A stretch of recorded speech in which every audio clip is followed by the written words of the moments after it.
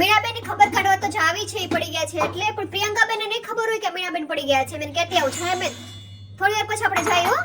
પ્રિયંકાબેન ને હું લેતી આવ યાર. પ્રિયંકાબેન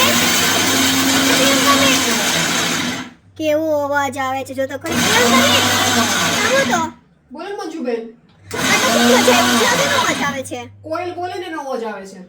આ મને ખબર પડતી, આ ખટારા જેવા મિક્સર નો અવાજ આવે છે તમારે. ઈ તમે જ ખટારા જેવું બનાવી દીધું છે, ખબર છે ને? મેં વળી ક્યારે કરી દીધું? ભૂલી ગયા તમે? લે મેં ક્યારે તમારા મિક્સર ને ઓલું ખરાબ કરી દીધું? હમણાં 50 માણસનો જમણવારો તો ખબર છે? હા 2 કલાક એવું કહ્યું ને, આ ગરમ થઈ ગયું ને વાયરે બાળી નાખ્યા તમે.